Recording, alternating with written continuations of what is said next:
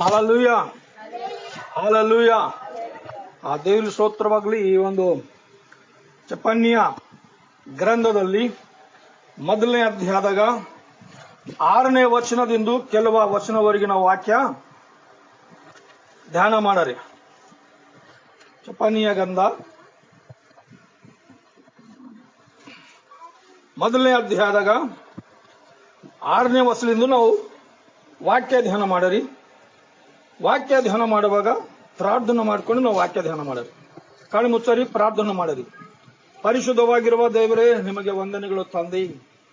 ಅಪ್ಪ, ಈ ಒಂದು ಸಂದರ್ಭದಲ್ಲಿ ನಿಮ್ಮ ಪಾದ ಸನ್ನಿಧಾನದಲ್ಲಿ ನಾವೆಲ್ಲರೂ ಸೇರಿಕೊಂಡು ಇವು ದೇವರೇ ವಾಕ್ಯ ಧ್ಯಾನ ಮಾಡುವಾಗ ನಮ್ಮ ಮಧ್ಯದಲ್ಲಿ ನೀವಿದ್ದು ನಮ್ಮೆಲ್ಲರಿಗೆ ಮಾತಾಡಿ ಯೋ ಪ್ರಭಾ, ನಾವೆಲ್ಲರೂ ಸತ್ಯ ಗ್ರಹಿಸಿಕೊಂಡು ಈಗ ಪ್ರಭಾ ಸತ್ಯಕ್ಕೆ ತಕ್ಕಂತೆ ನಡೀತಕ್ಕಂತ ಮಕ್ಕಳಾಗಲಿಕ್ಕೆ ಪ್ರಭಾ ನಮ್ಮೆಲ್ಲರಿಗೆ ನೀವು ಸಹಾಯ ಮಾಡಿ ಬಲಪಡಿಸಿರಿ ಎಂದು ಯೇಸು ಕ್ರಿಸ್ತನ ನಾಮದಲ್ಲಿ ಬೇಡಿಕೊಳ್ಳುತ್ತೇವೆ ಸ್ವಾಮಿ. ಆಮೇನ್, ಆಮೇನ್. ಹಲ್ಲೆಲೂಯಾ. 6ನೇ ವಚನ ಓದರೆ ಸಿಕ್ಕದ? ಎಲ್ಲರಿಗೂ ಸಿಕ್ಕದ? 6ನೇ ವಚನ. ಯೆಹೋವನನ್ನು ಆಶ್ರಯಿಸದೆ, ಯೆಹೋವನ ದೇವ ದರ್ಶನವನ್ನು ಬಯಸದೆ, ಯೆಹೋವನ ಮಾರ್ಗ ಬಿಟ್ಟವರನ್ನು ದಂಶ ಪಡಿಸುವೆನು. ಏನ್ ಮಾಡ್ತಾರಂತ ದೇವರು? ದೇವ್ರು ಏನ್ ಮಾಡ್ತಾರಂತ? ದೇವರು ಇಲ್ಲಿ ಚೆಫನ್ಯಾಗ ದೇವ್ರು ಮಾತಾಡ್ತಾರ. ನೋಡಪ್ಪ, ಹೋಗಿ ಈ ಎಲ್ಲ ಜನರಿಗೆ ಈ ಮಾತುಗಳನ್ನು ಹೇಳುವಂತಾರೆ. ಏನ್ ಹೇಳ್ಬೇಕಂತ? ಯೆಹೋವನನ್ನು ಆಶ್ರಯಿಸದೆ, ಯೆಹೋವನ ದರ್ಶನವನ್ನು ಬಯಸದೆ. ಯವನ ಸಂಕಲ್ಪ ಏನದ? ದೇವರ ಚಿತ್ತ ಏನದ? ದೇವರು ನಮಗೆ ಯಾಕೆ ಸೃಷ್ಟಿ ಮಾಡ್ಯಾರ? ನಾವು ಹ್ಯಾಂಗಿರ್ಬೇಕಂತ ಕಸಿ ಅಂದ್ರ ಆತ ಏರ್ಪಾಟ್ ಮಾಡ್ಯಾರ. ಅದ್ರ ವಿಷಯದಾಗ ಒಂದ್ ವೇಳೆ ಈ ಜನರು ಇದ್ರಾಗ ನನ್ನ ಆಶ್ರಯಕ್ಕೆ ಬರಲು ಹೋದ್ರೆ ಮಾತ್ರ ಅವ್ರಿಗೆ ನಾ ಏನ್ ಮಾಡ್ತಿರತ್ತಾರ? ದೇವ್ರು ಏನ್ ಮಾಡ್ತಿರತ್ತಾರ ಅಲ್ಲ? ಯೆಹೋವನನ್ನು ಆಶ್ರಯಿಸದೆ, ಯೆಹೋವನ ದರ್ಶನವನ್ನು ಬಯಸದೆ, ಯೆಹೋವನ ಮಾರ್ಗ ಬಿಟ್ಟವರನ್ನು ದಂಶ ಪಡಿಸುವೆನು.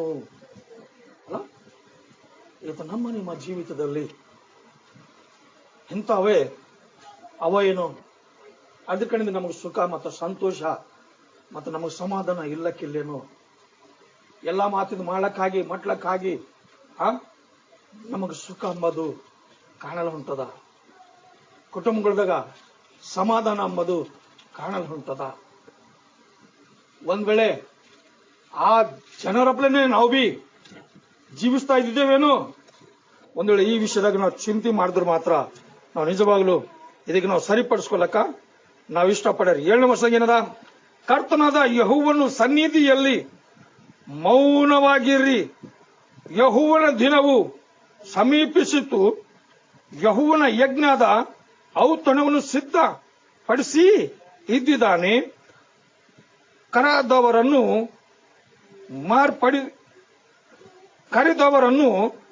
ಮಾಡಿ ಮಾಡಿ ಇದ್ದಿದ್ದೇನೆ ಅಂತ್ರಿ. ಅಲ್ಲ, ಕರೆದವರಿಗೆ ಅನೇಕ ವಿಷಯದಲ್ಲಿ ದೇವರು ಸನ್ನಿಧಾನದಲ್ಲಿ ನಾವು ಬಹಳವಾಗಿ ಮೌನವಿರಬೇಕಾಗಿದೆ. ನಾವು ಬಹಳವಾಗಿ ಮೌನವಾಗಿರ್ಬೇಕಾಗದ.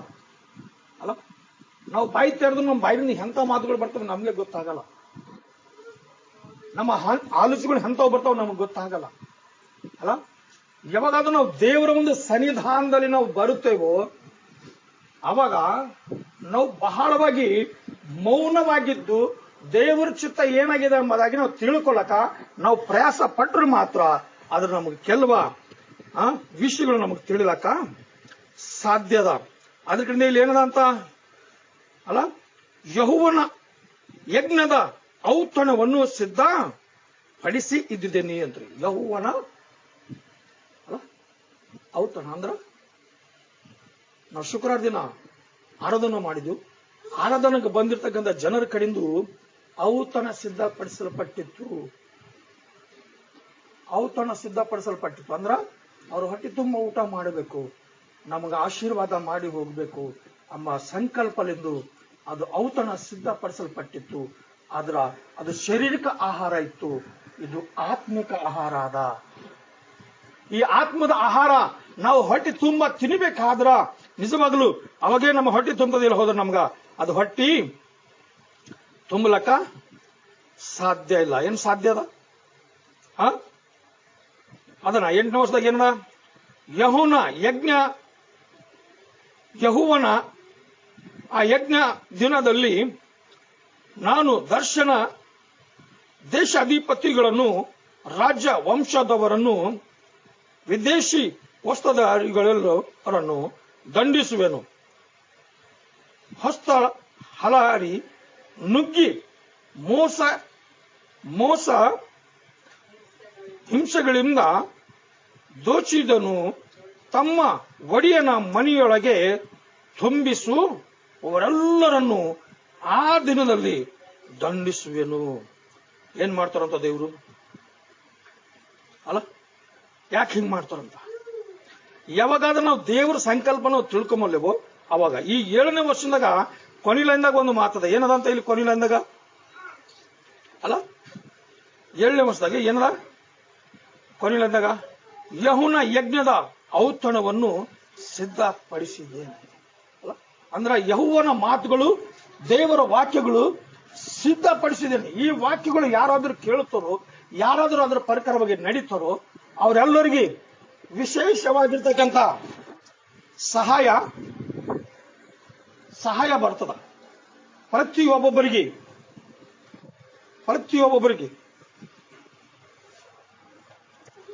ಅಲ್ಲ, ಈ ವಾಕ್ಯ ಯಾರಾದ್ರೂ ಧ್ಯಾನ ಮಾಡ್ತಾರೋ ಅವರಿಗೆ ಮಾತ್ರ ಅನೇಕ ತರವಾಗಿರ್ತಕ್ಕಂಥ ಮೇಲದ.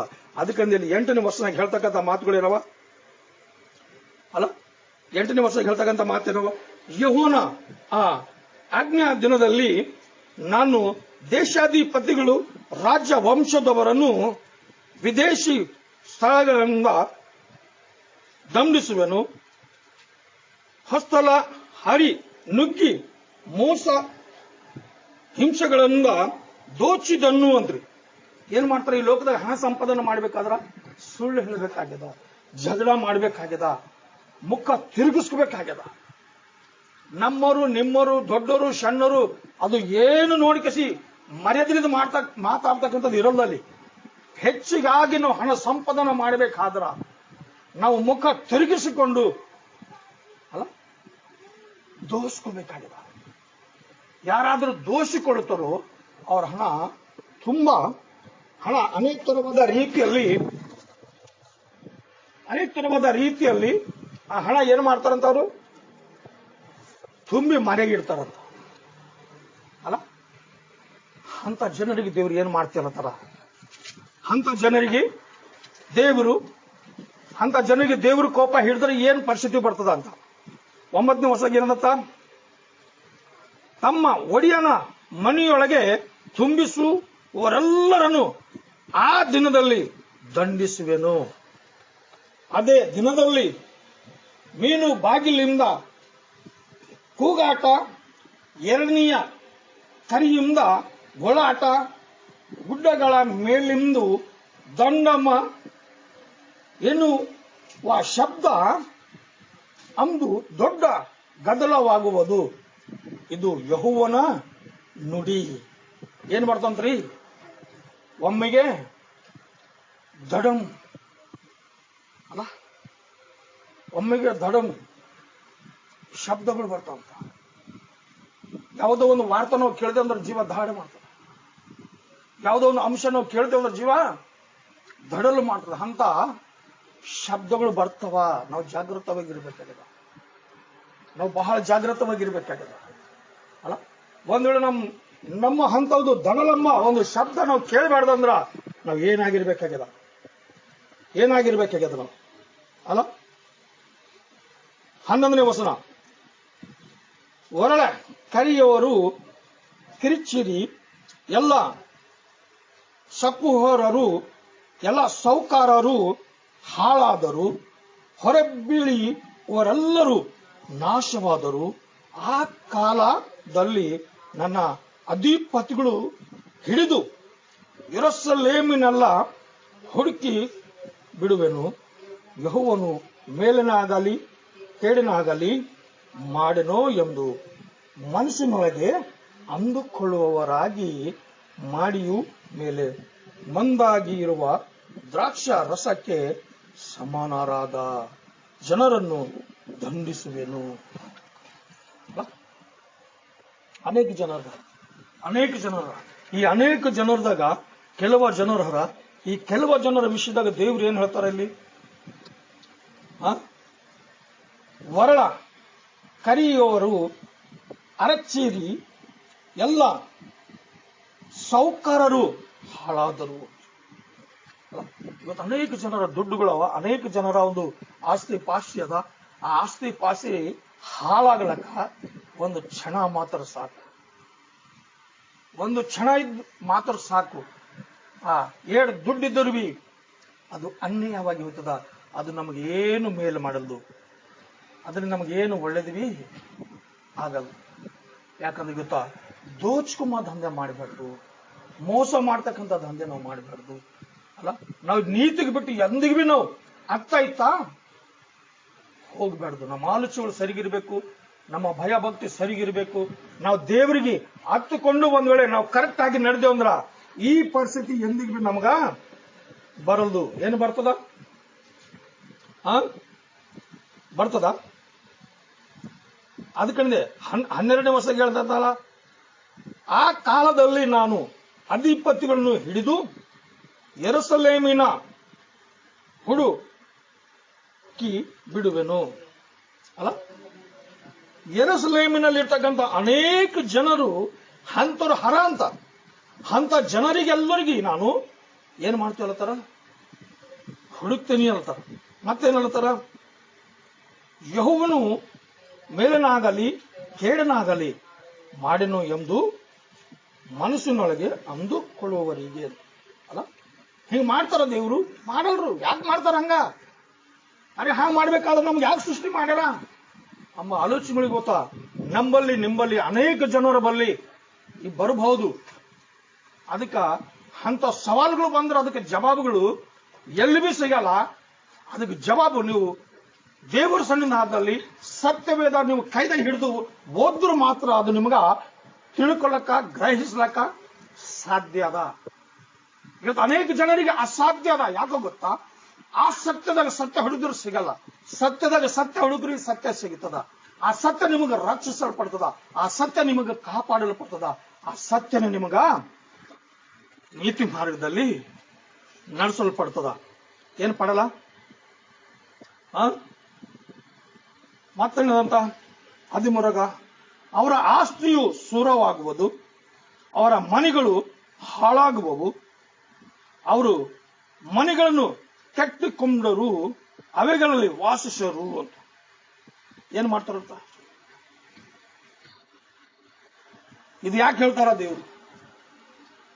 ಈ ಜಪನಿಯ ಪ್ರವಾದಿಗೆ ಯಾಕೆ ಹೇಳ್ತಾರ? ಇವ್ರಿಗೆಲ್ಲರನ್ನ ಹಿಂಗ್ ಮಾಡ್ತೇನೆ ಹೋಗಿ ಅಂದ್ಬೇಡ, ಹೋಗಿ ಹೇಳೋಕೊಳತ್ತ. ಯಾಕೆ ಗೊತ್ತಾ? ದೇವ್ರಿಗೆ ಇಷ್ಟ ಇಲ್ಲ ಅಂತ ಕೆಲಸ ನಾವು ಬಹಳವಾಗಿ ನಾವು ಮಾಡ್ತಿದ್ದೇವೆ. ನಾವು ದೇವ್ರಿಗೆ ಇಷ್ಟ ಇಲ್ಲ ಅಂತ ಒಂದು ಜೀವಿತ ನಾವು ಜೀವಿಸ್ತಾ ಇದ್ದೇವೆ ನಾವು. ಅದಕ್ಕಿಂತ ದೇವ್ರಿಗೆ ಇಷ್ಟ ಇಲ್ಲ. ದೇವ್ರು ನಮಗೆ ಹಾಳು ಮಾಡಕ್ ಇಷ್ಟ ಇಲ್ಲ. ಅದಕ್ಕಿಂತ ನಮಗೆ ಎಚ್ಚರಿಕೆ ಕೊಡುವುದಕ್ಕೋಸ್ಕರವಾಗಿ ಈ ಜಪನೀಗ ಜನರ ಮಧ್ಯದಲ್ಲಿ ಕಳಿಸಿ ಜನರಿಗೆ ಎಚ್ಚರ ಪಡಿಸ್ತಾರ. ಆ ಎಚ್ಚರ ಇವತ್ತು ನಮಗೂ ನಿಮಗೂ ಉಪಾಯ ಆಗತಕ್ಕಂಥದ್ದಾಗ್ಯದ. ಸೌಕಾರರು ನಾಶವಾಗ್ತಾರ, ದೋಷಕೊಂಡರು ಹಾಳಾಗ್ತಾರ. ಆ ದೇಶ ಪಟ್ಟಣ ಎಲ್ಲ ಹಾಳಾಗಿ ಬೀಳ್ತಾ ಅದ. ಒಂದ್ ವೇಳೆ ಮನೆಗಳು ಕಟ್ಕೊಂಡು ಇದ್ದರು ಬಿ ಆ ಮನೆಗಳದಾಗ ಯಾರು ಬಿ ಇರ್ಲಕ್ ಸಾಧ್ಯ ಇಲ್ಲ ಅಂತ. ಇವತ್ತು ಎಷ್ಟು ಮನೆಗಳವ, ಎಷ್ಟೋ ಮನೆ ಖಾಲಿ ಬಿದ್ದು. ಯಾಕೋ ಗೊತ್ತಾ? ಕರೋನಾ ವೈರಸ್ ಹೋದ ವರ್ಷ ಇದೇ ದಿನದಾಗ ಬಂದದ. ಹೋದ ವರ್ಷ ಈ ದಿನದಾಗ ಬರಬೇಕಾದ್ರ ಅನೇಕ ಜನರು ಭಯ ಪಟ್ಕಸಿ ಸ್ವಂತ ಮನೆಗಳು ಬಿಟ್ಕೊಟ್ಟು ಹುಟ್ಟ ಅಡಿಮೆ ಮೇಲೆ ಹೊಂಟು ಹೋಗ್ಯಾರ. ಎಷ್ಟೋ ಮಂದಿ ಮನೆಗಳು ಮಾರ್ಕೊಂಡು ಹೋಗ್ಯಾರ. ಎಷ್ಟೋ ಮಂದಿ ಸಾಮಾನುಗಳು ಬಿಟ್ಕೊಟ್ಟು ಹೋಗ್ಯಾರ. ತಿರುಗಿ ನಾ ಹಿಂದಕ್ಕೆ ಹೈದರಾಬಾದ್ಗೆ ಬರ್ಲಕ್ಕಾಗ್ಲಿ, ದೊಡ್ಡ ದೊಡ್ಡ ಪಟ್ಟಣದಾಗ ಹೋಗಿ ವಾಸ ಮಾಡ್ಲಕ್ಕಾಗ್ಲಿ ಆಗಲ್ಲ ಹೊಂಟದ. ಇದು ಏನದ? ಇದು ಶಾಪ, ಇದು ಶ್ರಮ, ಇದು ಸಂಕಟ ಪಡುವ ದಿನ, ಇದು ಹಾಳಾಗತಕ್ಕಂಥ ದಿನ. ಈ ಹಾಳಾಗ್ತಕ್ಕಂಥ ದಿನದಲ್ಲಿ ನಾವು ಸುಖ ಬೇಕಂತ ಹೇಳಿ ನಾವು ಬಯಸ್ತಾ ಇದ್ದೆವು. ಇದು ಒಳ್ಳೇದೇ. ಕಡೆಗೆ ದೇವರ ಸನ್ನಿಧಿಯಲ್ಲಿ, ದೇವರ ಸನ್ನಿಧಾನದಲ್ಲಿ ಯಾರಾದರೂ ಬರ್ತಾರೋ ಅವರಿಗೆ ಮಾತ್ರ ಏನದ ಅಲ್ಲ, ಎಲ್ಲ ತರವಾಗಿರ್ತಕ್ಕಂಥ ಸಹಾಯ ಜನರಿಗದ. ಇಲ್ಲ ಹೋದ್ರೆ ಯಾರಿಗೆ ಬಿ ಅದು ಇಲ್ಲ. ಏನದಂತದು?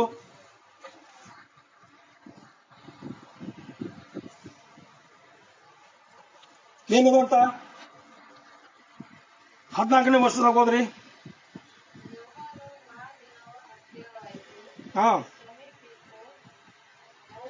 ಸರಿಯಾಗಿ ಬರ್ತದೆ. ಆಹಾ, ಕಿವಿ ಕುಡಿರಿ, ಯೆಹೋವನ ದಿನವು ಬಂದಿತ್ತು. ಇಗೋ, ಅಲ್ಲಿ ಒಬ್ಬ ಶೂರನು ಘೋರವಾಗಿ ಗೋಳಾಡುತ್ತಿದ್ದಾನೆ. ಯಾರಂತ?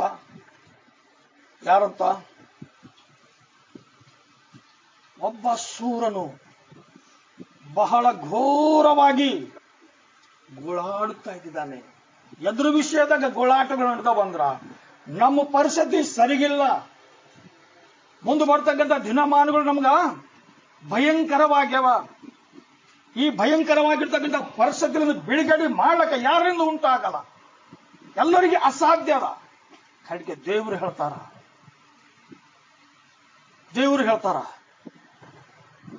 ದೇವರು ಸನ್ನಿಧಾನದಲ್ಲಿ ಯಾರಾದ್ರೂ ಇರ್ತಾರೋ ಅವ್ರಿಗೆ ಮಾತ್ರ ಅನೇಕ ವಿಷಯಗಳಲ್ಲಿ ಸಹಾಯ ದೊರೀತದ ಅಂತ ಕೇಸಂದ್ರೆ ಹೇಳ್ತಾರ ಅಲ್ಲ. ಏನ್ ಹೇಳ್ತಾರ ಇಲ್ಲಿ? ಈಗ ಅಲ್ಲಿ ಒಬ್ಬ ಶೂರನು ಘೋರವಾಗಿ ಗೋಳಾಡುತ್ತಿದ್ದಾನೆ. ಆ ದಿನವು ರೌದ್ರದ ದಿನ, ಶ್ರಮ ಸಂಕಟಗಳ ದಿನ, ಹಾಳು ಪಾಳು ಮಾಡುವ ದಿನ, ಕತ್ತಲಿನ ಮೊಬ್ಬಿನ ದಿನ, ಕರ್ಮಾಗಿಲ್ಲ ಕಾಲ್ಗತ್ತಲಿನ ದಿನ, ಕೋಟುಗಳನ್ನು ದೊಡ್ಡ ಕೋತುಲಗಳನ್ನು ಹಿಡಿಯಲು ಆರ್ಭಟಿಸಿ ಕೊಂಬುದುವ ದಿನ. ಯಾವ ದಿನ ಬೇಕ್ರಿ ಈಗ ನಮ್ಗ? ಹಾಳು ಮಾಡ್ತಕ್ಕಂಥ ಸಮಯ ಸಮೀಪವಾಗಿದೆ. ಈ ಲೋಕ ಸಂಪೂರ್ಣವಾಗಿ ಕನಿಕರ ಇಲ್ಲದೆ ದೊಡ್ಡವರು ಸಣ್ಣರು ಅವರಿಗೆ ಲಕ್ಷ್ಯ ಕೊಡಲ ಹಾಗೆ ನಾವೆಲ್ಲರೂ ಯಾರ್ಯಾರಾದ್ರೂ ದೇವರಿಗೆ ವಿರೋಧವಾಗಿ, ದೇವರಿಗೆ ಇಷ್ಟ ಇಲ್ಲ ಅಂತ ಒಂದು ಜೀವಿತ ನಾವು ಜೀವಿಸ್ತಾ ಇದ್ದೇವು, ಅಂತವರಿಗೆ ಸಂಪೂರ್ಣವಾಗಿ ನಾಶ ಉಂಟಾಗ್ಲತ್ತದ. ಒಂದ್ ವೇಳೆ ಸೂರ್ಯ ಬರಲು ಹೋದ್ರೆ ನಮ್ಮ ಪರಿಸ್ಥಿತಿ ಏನಾಯ್ತದ? ಒಂದು ತಿಂಗಳು ಒಂದ್ ವೇಳೆ ಸೂರ್ಯ ಉದಯ ಆಗಲು ಹೋದ್ರು ಅಂದ್ರೆ ನಮ್ಮ ಪರಿಸ್ಥಿತಿ ಏನಿರ್ತದ? ಕತ್ತಲಿನ ದಿನ, ಮೊಬ್ಬಿನ ದಿನ, ಕಾರ್ಗತ್ತಲಿನ ದಿನ. ಆ ಕತ್ತಲು ಹೆಂಗಿರ್ತಾವ ಗೊತ್ತಾ? ಅಸಲ ಮನುಷ್ಯ ಬಂದು ನಿಂತಿರ್ಬಿ ಮನುಷ್ಯ ನೋಡ್ತಕ್ಕಂಥ ಈ ಕಣ್ಣಿನಾಗ ದೃಷ್ಟಿ ಇರಲ್ಲಂತ ಅಂತ ಭಯಂಕರವಾಗಿರ್ತಕ್ಕಂಥ ಕತ್ತಲಿನ ದಿನ ಬರ್ತಾವ. ಆ ಟೈಮ್ನಾಗ ನಮಗ್ ಮಕ್ಕಳಿದ್ರೇನು, ನಮಗ್ ಮನೆ ಇದ್ದಿರೇನು, ನಮಗ್ ಏನಿದ್ರೇನು, ಏನು ಪ್ರಯೋಜನ? ಇದರ ನಾವು ಆನಂದ ಪಡಿತೇವ? ಇದರ ನಾವು ಸಂತೋಷ ಪಡಿತೇವ? ಒಂದ್ ವೇಳೆ ದೇವರ ಚಿತ್ತದ ಅನುಸಾರವಾಗಿ ಒಂದ್ ವೇಳೆ ನಾವು ನಡೆದ್ರು ಮಾತ್ರ ನಮಗೆ ಅನೇಕ ತರವಾಗಿರ್ತಕ್ಕಂಥ ಸಹಾಯ ದೇವರಿಂದ ಬಂದ್ರು ಮಾತ್ರ ನಮಗ್ ಬೆಳಕು ಸಿಗುತ್ತದ. ಹಲ್ಲೆಲೂಯ. ನಾವು ಬೆಳಕಿನಾಗ ಜೀವಿಸಬೇಕಲ್ಲತ್ತಿದ್ದೆವು, ಕಡೆಗೆ ನಾವು ಕತ್ತಲಾಗಿರ್ಲತ್ತಿದ್ದೆವು. ಕತ್ತಲಾಗಿ ನಾವು ಬೆಳಕಿನಾಗ ಬಂದ್ರೆ ನಮಗೆ ಬೆಳಕು ಸಿಗ್ತದ. ಒಂದ್ ವೇಳೆ ಕತ್ತಲಾಗಿ ನಿಂತು ನಮಗೆ ಬೆಳಕು ಬೇಕು ಅಂದ್ರ ಬೆಳಕು ನಿನ್ನ ಬರ್ಕೆ ಎಂದಿಗೂ ಬರಲ್ಲ. ಯಾಕೆ ಗೊತ್ತಾ? ನೀ ಎಲ್ಲಿ ನಿಂತಿದ್ದೀವಿ ಒಂದ್ಸಲ ನೆನೆಸ್ಕೊ. ನಿಂತಿನ ಜಾಗ ಹೆಂಗದ ನೀನ್ ನೆನೆಸ್ಕೊ. ನೀ ಇರ್ತಕ್ಕಂಥ ವಾತಾವರಣ ಆ ಕಡೆಯಿಂದ ಇದೆಲ್ಲ ವಾತಾವರಣ ಹೆಂಗದ ಅದನ್ನ ನೋಡ್ಕೊ. ನಮ್ಮ ಆಲೋಚನೆಗಳು, ನಮ್ಮ ಸ್ವಭಾವ, ನಮ್ಮ ವಿಚಾರಗಳು, ನಮ್ಮ ಭಯ ಭಕ್ತಿ ನಂಬಿಕೆ ವಿಶ್ವಾಸ ಹೆಂಗದ ಒಂದ್ಸಲ ನಾವು ನಿಂತು ನಾವು ಜಾಗದ ಮೇಲೆ ನೋಡ್ಕೊಂಡ್ರೆ ನಮಗ್ ಗೊತ್ತಾಯ್ತದ ನಾವು ಕತ್ತಲಾಗಿದ್ದೇವ ಬೆಳಕಿನ ಬಿದ್ದಿದ್ದೇವ. ಒಂದ್ ವೇಳೆ ನಾವು ಕತ್ತಲಾಗಿ ನಿಂತು ನಮಗ್ ಬೆಳಕು ಬೇಕು, ನಮ್ಮ ಮಕ್ಕಳಿಗೆ ಬೆಳಕು ಬೇಕು ಅಂತ ಹೇಳ್ತೀವಿ, ನಾವು ಎಷ್ಟು ಕೂಗಿದ್ರಿ ನಮ್ಮ ಕೂಗಿಗೆ ಜವಾಬು ಬರಲ್ಲ. ಏನ್ ಬರ್ತದ? ನಮ್ಮ ಕೂಗಿಗೆ ಜವಾಬು ಎಂದಿಗೆ ಬರಲ್ಲ. ಒಂದ್ ವೇಳೆ ಜವಾಬ್ ಬರ್ಬೇಕಾದ್ರ ನಾವು ಏನ್ ಮಾಡ್ಬೇಕಂದ್ರ ದೇವರ ಚಿತ್ತದ ಅನುಸಾರವಾಗಿ, ಕೇವಲ ದೇವರ ಚಿತ್ತ ಅನುಸಾರವಾಗಿ ನಾವು ಜೀವಿಸಿದ್ರು ಮಾತ್ರ ಅದು ನಮಗ ಸಿಗಲಕ್ಕ ಸಾಧ್ಯದ. 17ನೇ ವರ್ಷ ಏನದ? ಯೆಹೋವನ ದಿನ ನನಗೆ ಜನರು ಪಾಪ ಮಾಡಿದ ಕಾರಣ ಕುರುಡರಂತೆ ನಡೆಯುವ ಹಾಗೆ ಅವರನ್ನು ಸಂಕಟ ಪಡಿಸುವೆನು. ಎದ್ರ ನಿಮಿತ್ತವಾಗಿ? ಜನರು ನಡಿಲಿರ್ತಾರೆ. ಇವತ್ತು ಈ ಜನರು ನೋಡಿ, ನಿಮ್ಗೆ ಹೆಚ್ಚಾಗಿ ಜನರು ನಮಗೆ ಸಿಗಬೇಕಾದ್ರ ಸರಾಯಿ ದುಕಾನ್ ಬಳಿ ಸಿಗ್ತಾರ, ಎರಡನೇದು ಪಾಪ ಮಾಡ್ತಕ್ಕಂಥ ಜಾಗದಲ್ಲಿ ಸಿಗ್ತಾರ, ಮೂರನೇದು ಆಸ್ಪತ್ರೆಯಲ್ಲಿ ಸಿಗ್ತಾರ, ಕೊನೆಗೆ ಬಂದ್ಮೇಲೆ ನಾಲ್ಕನೇದು ದೇವರ ಸನ್ನಿಧಿಯಲ್ಲಿ ಸ್ವಲ್ಪ ಜನರು ಸಿಗ್ತಾರ. ಹೆಚ್ಚಿಗೆ ಜನರು ಸಿಗಲ್ಲ. ಹೆಚ್ಚಿಗೆ ಜನರು ಎಲ್ಲಾರ ಅಂದ್ರ ಪಾಪ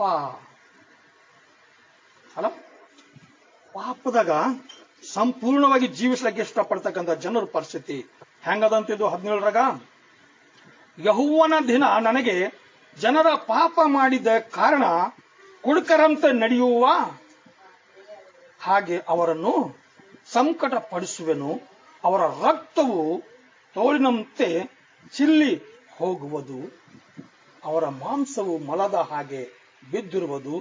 ಯೆಹೋವನ ರೌದ್ರದ ದಿನದಲ್ಲಿ ಅವರ ಬೆಳ್ಳಿ ಬಂಗಾರಗಳು ಕೂಡ ಅವರನ್ನು ರಕ್ಷಿಸಲಾರವು. ಎಷ್ಟೋ ಮಂದಿ ಕ್ವಿಂಟಲ್ ಗಣತಿ ಬಂಗಾರಗಳು ಮನೆಗೆ ಇಟ್ಕೊಂಡು ಕಸಿವಿ, ಯಾತಕ್ಕೆ ಬರ್ಲಂತ ಸಾವು ಸತ್ತಾರ. ಅನೇಕ ತರವಾದ ದುಡ್ಡುಗಳು ಮನೆಗೆ ಇಟ್ಕೊಂಡ್ವಿ, ಏನು ಉಪಾಯ ಆಗಲಂತ ಸಾವು. ಅವರು ಸತ್ತರ ಯಾಕೋ ಗೊತ್ತಾ? ಅವ್ರ ವಿಶ್ವಾಸ ಕರೆಕ್ಟ್ ಇಲ್ಲ, ಅವ್ರ ಭಕ್ತಿ ಕರೆಕ್ಟ್ ಇಲ್ಲ, ಅವ್ರ ದೇವರ ಸನ್ನಿಧಾನದಲ್ಲಿ ನಂಬಿಕಸ್ಥರಾಗಿ ಇಲ್ಲ ಕಡೆಂದು ಇಂಥ ಒಂದು ಸ್ಥಿತಿಗೆ ಅವರು ಸಂಪೂರ್ಣವಾಗಿ ಗುರಿಯಾಗ್ಯಾರ. ಇವತ್ತು ನಾವು ಕುರುಡರಪ್ಲೆ ನಡೀತಿದ್ದೇವೆ. ಕಣ್ಣವ ಕಣ್ಣಿಗೆ ನಮಗೆ ಕಣ್ಣು ಕಾಣಿಸಲ್ದಾವ. ಎದ್ರ ವಿಷಯದಕ್ಕ?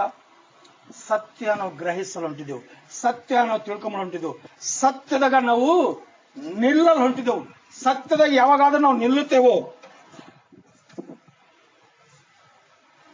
ಅವಾಗೆ ನಮಗೆ ಅನೇಕ ತರವಾಗಿರ್ತಕ್ಕಂಥ ಮೇಲು.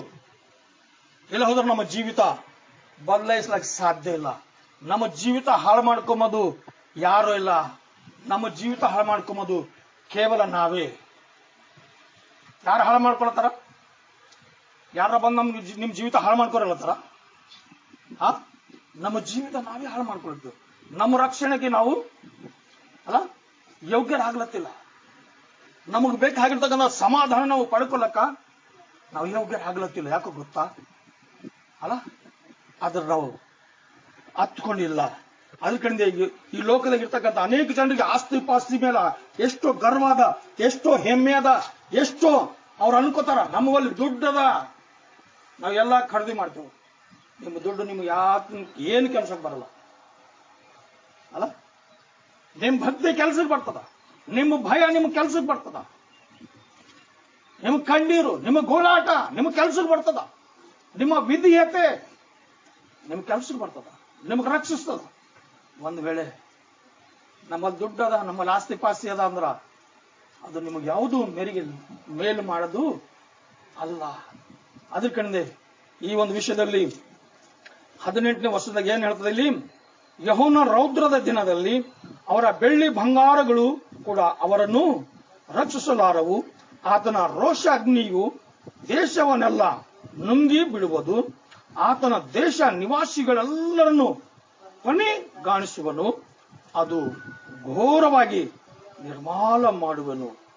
ಘೋರವಾಗಿ ಏನ್ ಮಾಡ್ತಾರಂತ? ಘೋರವಾಗಿ. ಒಂದ್ ವೇಳೆ ಘೋರವಾಗಿ ಮನುಷ್ಯರಿಗೆ ನಿರ್ಮಾಲ ಮಾಡಿದಾಗ ಮನುಷ್ಯನ ಪರಿಸ್ಥಿತಿ ಹೆಂಗಿರ್ತದೆ ಗೊತ್ತದ? ಆ ಮನುಷ್ಯನ ಪರಿಸ್ಥಿತಿ, ಆ ಮನುಷ್ಯನ ಸ್ಥಿತಿ ಹೆಂಗಿರ್ತದೆ ಗೊತ್ತದ? ಅದು ಮಹಾ ಭಯಂಕರವಾಗಿರ್ತದ. ನಿಜವಾಗಲಿ ಏನು ಮಾಡಬೇಕು ಅರ್ಥ ಆಗಲ್ಲ. ಬಹಳ ಮಂದಿ ಅಂತ ಒಂದು ಸಂದರ್ಭದಲ್ಲಿ ಎದಿ ಹೊಡಿತಾರ. ಎದಿ ಹೊಡೆದ್ರೆ ಏನಾಯ್ತದ ಅಲ್ಲ? ಯಾವ ವ್ಯಕ್ತಿಗಳು ಎದಿ ಹೊಡಿತಾರೋ ಅವ್ರು ಮುಗ್ದೋಯ್ತದ ಕೆಲಸ. ಆ ವ್ಯಕ್ತಿಗಳಿಗೆ ಧೈರ್ಯ ಕೊಡ್ತಕ್ಕಂಥ ಶಕ್ತಿ ಯಾರಿಗೂ ಇರಲ್ಲ ಅಲ್ಲ. ಈ ವಿಷಯದಾಗ ದೇವ್ರು ಮಾತಾಡ್ತಾರ. ಜಪನ್ಯ ಪ್ರವಾದಿ ಗ್ರಂಥದಲ್ಲಿ ಇವತ್ತು ನಮ್ಮೆಲ್ಲರಿಗೆ ಎಚ್ಚರಿಕೆ ಕೊಡ್ತಾ ಇದ. ನಾವು ಎಲ್ಲಿದ್ದಿದ್ದೆವು, ನಾವು ಹ್ಯಾಂಗಿದ್ದಿದ್ದೆವು, ಒಂದ್ಸಲ ನಮಗೆ ನಾವು ನೋಡ್ಕೊಂಬಾರೆ. ನಮ್ಮ ಮಾತುಗಳು ನಮಗೆ ಕೇಡು ಮಾಡತ್ತವ, ನಮ್ಮ ಮಾತುಗಳು ನಮಗೆ ಲಾಭ ಮಾಡತ್ತವ, ನಮ್ಮ ಮಾತುಗಳು ನಮಗೆ ಕಾಯ್ಲತ್ತವ, ನಮ್ಮ ಮಾತುಗಳು ನಮಗೇನು ಹೊಡಿಲತ್ತವ, ನಮ್ಮ ಮಾತು ನಮಗೆ ತೀರ್ಪು ಆಯ್ತದ, ನಮ್ಮ ಮಾತಿನ ನಿಮಿತ್ತವಾಗಿ ನಮಗೆ ತೀರ್ಪದ. ತೀರ್ಪಿನಲ್ಲಿ ಎರಡೇವ, ಒಂದು ಶಿಕ್ಷಾ, ಒಂದು ಆನಂದ ಅಲ್ಲ. ನೀತಿವಂತರಿಗೆ ಏನಿರ್ತದ? ಆನಂದ, ಸದಾ ಕಾಲ ಅವರಿಗೆ ಆನಂದ ಅಲ್ಲ. ಈ ವಿಷಯದಲ್ಲಿ ನಾವು ನಿಜವಾಗ್ಲಿ ದೇವರ ಸಂಕಲ್ಪ ಏನಾಗ್ಯದ, ಅದು ಮತ್ತೆ ಹ್ಯಾಂಗಾಗ್ಯದ, ಇದು ನಾವು ತಿಳ್ಕೊಳ್ಳೋಕೆ ನಾವು ಖಂಡಿತವಾಗಿ ನಾವು ಇಷ್ಟಪಡರಿ. ಅದಕ್ಕಂದೆ ಈ ಒಂದು ಗ್ರಂಥದಲ್ಲಿ ಈ ರೀತಿಯಾಗಿ ಬರೆದಿರ್ತಕ್ಕಂಥ ಮಾತುಗಳು ನಾವು ಪದೇ ಪದೇ ನಾವು ವಾಕ್ಯದಲ್ಲಿ ನಾವು ಧ್ಯಾನ ಮಾಡ್ಕೋತಾ, ನಾವು ವಾಕ್ಯದಲ್ಲಿ ನಾವು ದೇವರಿಗೆ ಆ ಕೃತಜ್ಞತೆ ಹೇಳ್ತಕ್ಕಂಥ ಜನರಾಗಿ ಜೀವಿಸಲಕ್ಕ ನಾವು ಇಷ್ಟಪಡರಿ. ಅದಕ್ಕಂದೆ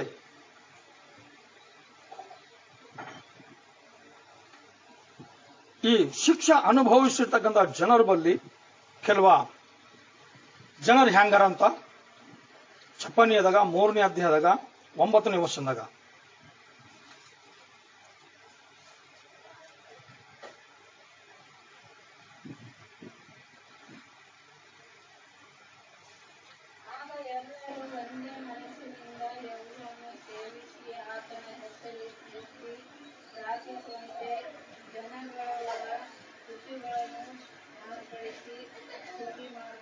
ಹಲ್ಲೆಲೂಯಾ.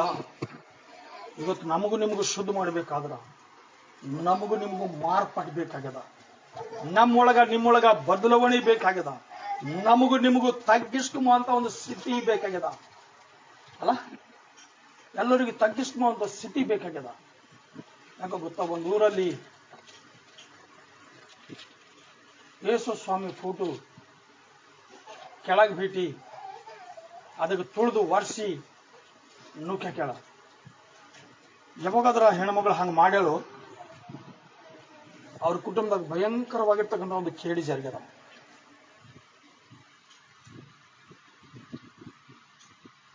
ಯಾವ ವ್ಯಕ್ತಿನಿಂದ ಆಕೆಗೆ ಹೆಮ್ಮೆ ಇತ್ತು, ಯಾವ ವ್ಯಕ್ತಿನಿಂದ ಆಕೆಗೆ ಸಂತೋಷ ಇತ್ತು, ಯಾವ ವ್ಯಕ್ತಿನಿಂದ ಆಕೆಗೆ ಲಾಭ ಇತ್ತು, ಆ ದೇವ್ರು ಏನ್ ಮಾಡ್ಯಾರ ಗೊತ್ತಾ, ಆ ವ್ಯಕ್ತಿಗೆ ತಕೊಂಡಾರ ಅಂದ್ರೆ ಹೆಂಗ್ ತಕೊಂಡಾರ, ಆಕೆಗೆ ಅಸಲು ಏನು ಬಿ ಪಚಾಸಿಲ್ಲ. ಎಲ್ಲ ಆಧಾರ ಒಮ್ಮೆಗೆ ಹೊಂಟು ಹೋಗ್ಯದ.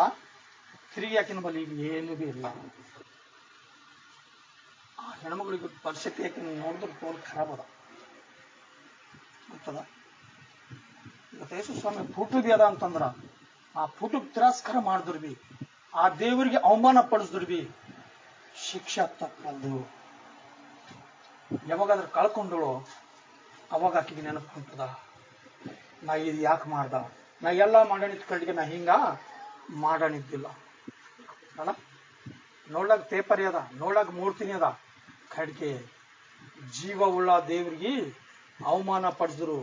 ಅದರಿಂದ ಬರ್ತಕ್ಕಂಥ ಶಿಕ್ಷೆಗಳು ಯಾರಿಗೆ ಬಿ ತಪ್ಪತಕ್ಕಂಥದ್ದು ಅಲ್ಲ. ಏನದಂತ ಇಲ್ಲಿ 9ರಾಗ, ಆಗ ಎಲ್ಲರೂ ಒಂದು ಮನಸ್ಸಿನಿಂದ ಯೆಹೋವನನ್ನು ಸೇವಿಸಿ ಆತನ ಹೆಸರಿನಂತೆ ಪ್ರಾರ್ಥಿಸುವಂತೆ ಜನಾಂಗಗಳ ತುಟಿಗಳನ್ನು ಮಾರ್ಪಡಿಸಿ ಶುದ್ಧ ಮಾಡುವೆನು. ಚದರಿ ಹೋಗಿರುವ ನನ್ನ ಜನರು, ನನ್ನ ಭಕ್ತರು ಕೋಶನ ದಿನಗಳಲ್ಲೂ ಯೌಚೆಯಿಂದಲೂ ನನಗ ಕಾಣಿಕೆಯನ್ನು ತಂದು ಸಮರ್ಪಿಸುವರು. ದೇವರ ಸನ್ನಿಧಾನದಲ್ಲಿ ದೇವರಿಗೆ ಈ ರೀತಿಯಾಗಿ ಅಲ್ಲ, ದೇವರಿಗೆ ಈ ರೀತಿಯಾಗಿ ಕಾಣಿಕೆಗಳನ್ನು ಸಹ ಬರ್ತವ. ದೇವರಿಗೆ ಕೃತಜ್ಞತೆಯನ್ನು ಸಹ ಮನಪೂರ್ವಕವಾಗಿ ಹೇಳ್ತಾರ. ದಯ ಮಾಡ್ರಿ, ಈ ದಿನಗಳು ಸರಿಗಿಲ್ಲ. ಈ ದಿನದಲ್ಲಿ ನಾವು ಸಂಪೂರ್ಣವಾಗಿ ದೇವರ ಕೋಪಕ್ಕೆ ನಾವು ಗುರಿ ಆಗ್ಲತ್ತಿದ್ದೇವೆ. ನೆನಪಿಟ್ಕೋರಿ, ದೇವರಿಗೆ ಆಶ್ರಯಿಸಿಕೊಳ್ಳ್ರಿ. ಯಾರಾದ್ರೂ ದೇವರಿಗೆ ಆಶ್ರಯಿಸ್ಕೊಳ್ತಾರೋ ಅವರೆಲ್ಲರೂ ಏನಾಗ್ತಾರಂತ, ಅವರು ಅಲ್ಲ, ಅವರೆಲ್ಲರಿಗೂ ದೇವರು ಒಳ್ಳೆ ಸಹಾಯ ಮಾಡ್ತಾರಂತ. ಹೆಂಗದಂತ 6ನೇ ವರ್ಷದಾಗ ಹೋದರಿ, 1ನೇ ಅಧ್ಯಾಯ 6ನೇ ವರ್ಷದಾಗ, ಯೆಹೋವನನ್ನು ಆಶ್ರಯಿಸದೆ ಯೆಹೋವನ ದರ್ಶನವನ್ನು ಬಯಸದೆ ಯೆಹೋವನ ಮಾರ್ಗ ಬಿಟ್ಟವರನ್ನು ದಂಶಪಡಿಸುವೆನು. ಏನ್ ಮಾಡ್ತಾರಂತ ಅಲ್ಲ. ಇವತ್ತು ನಾವು ನಿಜವಾಗ್ಲು ಈ ಒಂದು ವಿಷಯಗಳಲ್ಲಿ ನಾವು ಜಾಗೃತವಾಗಿದ್ದು ಮತ್ತೆ ಹೆಚ್ಚಾಗಿ ನಾವು ಸಮಯಕ್ಕೆ ತಕ್ಕಂತೆ ಇದು ಸಮಯ ಅಸಲ ದೇವರಿಗೆ ಪ್ರಾರ್ಥನೆ ಮಾಡಬೇಕಾ ಎಂಬ ಆಲೋಚನೆಗಳು ನಮ್ಮಲ್ಲಿ ಬರಬಾರ್ದು. ನಿಮ್ಗೆ ಯಾವಾಗಾದ್ರೂ ದೇವರಿಗೆ ಆರಾಧನೆ ಮಾಡ್ಬೇಕು ಅನಿಸ್ತದೋ ಆರಾಧನೆ ಮಾಡ್ಬೋದು. ನೀವು ಯಾವಾಗ ಮೊಳಕಾಲೂರಿ ದೇವರಿಗೆ ಕೂಗಬೇಕು ಅನಿಸ್ತದೋ ಅವಾಗ ನೀವು ಕೂಗಬಹುದು. ನೀವು ಅದರಿಂದ ಯಾರಿಗೂ ಲಾಭ ಇಲ್ಲ, ಅದು ನಿಮಗೆ ಲಾಭ ಅದ. ನೀವು ಮೊಳಕಾಲೂರದ ಲಾಭ ಯಾರಿಗದ? ನಾವು ವಾಕ್ಯ ಓದಿದೇವಲ್ಲ, ಮೊನ್ನ ಶುಕ್ರವಾರ ದಿನ ಓದಿದೇವಲ್ಲ. ಏನು ಓದಿದ್ದು? ಯೋಬ್ ಏನ್ ಮಾಡಿದ? 42ನೇ ಅಧ್ಯಾಯ 10ನೇ ವರ್ಷದಾಗ ಏನ್ ಮಾಡಿದ? ದೇವರಿಗೆ ಮೊರೆ ಇಟ್ಟನ. ಯಾರ ವಿಷಯದಾಗ ಮೊರೆ ಇಟ್ಟನ? ದೇವರಿಗೆ ತನ್ನ ಸ್ನೇಹಿತರ ವಿಷಯದಾಗ ಮೊರೆ ಇಟ್ಟನ. ಆ ಸ್ನೇಹಿತರು ಏನ್ ಮಾಡ್ಯಾರ? ಬಂದರ 3 ದಿನ ಪ್ರಾರ್ಥನೆ ಮಾಡ್ಯಾರ. ಮಾಡಿ ಕಸಿ ಯೋಬ್ ಏನೋ ತಪ್ಪು ಮಾಡಿನಪ್ಲೆ ಅಲ್ಲ, ಆತನ ಮೇಲಿಂದ ಶಿಕ್ಷೆ ಹೋಗೋರಪ್ಲೆ ಕಾಣಿಸಲ್ಲ. ಈಗ ನಾವೇನ್ ಮಾಡ್ಯಾರಿ? ಈಗ ಸಾಕು ನಡೆದ್ ನಮ್ಮ ಮನೆಗೆ ನಾವು ಹೋಗಾರ ಅಧ್ಯಕ್ಷ ಅವ್ರ ಮೂಗರು ಈ ಮಾತು ಹೇಳಿ ಹೊಂಟೋಗ್ಯಾರ. ಅವಾಗ ಆ ಶಬ್ದ ದೇವ್ರಿಗೆ ಕೇಳದ್ ಕಟ್ಟಿ ಈ ಯೋಬ್ ಹೆಂಗ್ ಕೇಳ್ಯಾನ? ಅವಾಗ ಹೇಳ್ತಾನ, ದೇವ್ರೇ ಮೊದಲು ನನ್ನ ಸ್ನೇಹಿತರಿಗೆ ಕ್ಷಮಿಸಪ್ಪ, ಮೊದಲು ನನ್ನ ಸ್ನೇಹಿತರಿಗೆ ಕ್ಷಮಿಸಪ್ಪ. ನನ್ನ ಸಲುವಾಗಿ ಬಂದು ಪ್ರಾರ್ಥನೆ ಮಾಡಿ ಹೋಯ್ತಾ ಈ ಮಾತು ಅಂದ್ರೆ ಅವ್ರಿಗೆ ನೀವು ಮೊದಲು ನೀನು ಕ್ಷಮಿಸಪ್ಪ, ನನಗೆ ಹಿಂದಿನ ಸರಿ ಕ್ಷಮಿಸು, ಮೊದಲು ನೀವು ಅವ್ರಿಗೆ ನೀನು ಕ್ಷಮಿಸು ಅಂತೇಳಿ ಯಾವಾಗಾದ್ರೂ 42 ವರ್ಷದ ದೇವರಿಗೆ ವಿಜ್ಞಾಪನೆ ಮಾಡಿನೋ ಅವಾಗ ನಿಜವಾಗ್ಲು ಅವ್ರ ಆಶೀರ್ವಾದ ಹೊಂದ್ಯಾರೋ ಇಲ್ಲೋ ಅದಕ್ಕೂ ಇಲ್ಲ. ಕಡೆಗೆ ಯೋಬ್ ಮಾತ್ರ 2 ಪಟ್ಟು ಆಶೀರ್ವಾದ ಹೊಂದೇನಂತ. ಏನು ಹೊಂದಿಲ್ಲ ಅಂತ? ಇವತ್ತು ನಮಗೂ ನಿಮಗೂ ದೇವರು ನಮ್ಮಲ್ಲಿಂದ ಏನ್ ಇಷ್ಟಪಡ್ತಾರ ಅಂದ್ರ ನಮಗ ದೇವರು ಆಶೀರ್ವಾದ ಮಾಡ್ಬೇಕಂತೇಳಿ ಇಷ್ಟಪಡ್ತಾರ. ಕಡೆಗೆ ನಾವು ಶಪಿಸಲ್ಪಡ್ತಾ ಇದ್ದೇವೆ. ಯಾರ್ಯಾರು ನಾವು ಶಪಿಸಲ್ಪಡ್ತಾ ಇದ್ದೇವೋ, ನಾವು ಕೀರ್ತನೆ ಭಾಗದಲ್ಲಿ ಓದಿರ್ತಕ್ಕಂಥ ಮಾತುಗಳು ನಾವು ನೆನಪು ಹೋಗಲ್ಲೇ ನಮ್ಮ ನೆನಪಿನಲ್ಲಿ ಇಟ್ಕೊಂಡು ನಾವು ಮನೆಯಲ್ಲಿ ಹೋಗಿ ಅದನ್ನ ಓದಿಕೊಂಡು ಇನ್ನ ಅಭ್ಯಾಸ ಮಾಡಿ ನಾವು ಪ್ರಾರ್ಥನೆ ಮಾಡಕ್ಕೆ ನಾವು ಸಿದ್ಧವಾಗರಿ. ಏನ್ ಹೇಳ್ತಾರಲ್ಲಿ ದಾವೀದರಾಜು ಏನ್ ಹೇಳ್ತಾರ? ದೇವ್ರೇ, ದುಷ್ಟ ಜನರು ಹೆಸರುಗಳು ಜೀವಭಾದ್ರ ಪಟ್ಟಿಯಲ್ಲಿ ನೀತಿವಂತರ ಹೆಸರುಗಳು ಸಂತ ಬರಿಬೇಡಪ್ಪ. ಅಲ್ಲಲ್ಲೂಯ್ಯ ಅಲ್ಲ. ಯಾಕಂದ್ರೆ ನಿಜವಾಗ್ಲು ದುಷ್ಟರೇ, ನೀತಿವಂತರು ನೀತಿವಂತರೇ. ಇವತ್ತು ನಾವು ನೀತಿಯ ನಿಮಿತ್ತವಾಗಿ ನಾವು ಜೀವಿಸಲಕ್ಕೆ ಸಿದ್ಧವಾಗಿನಾಗ ದೇವರ ತರ ನಿಮಗ ನಾ ಯಾವುದು ಹೇಳಿ ಬರಬಿಡಲ್ಲ. ನಾನು ಬರಬಿಡ್ತೀವಲ್ಲ ತರ ಕೀರ್ತನೆ 69ನೇ ಅಧ್ಯಾಯದಾಗ ನಾವು ಓದಿದೇವಲ್ಲ.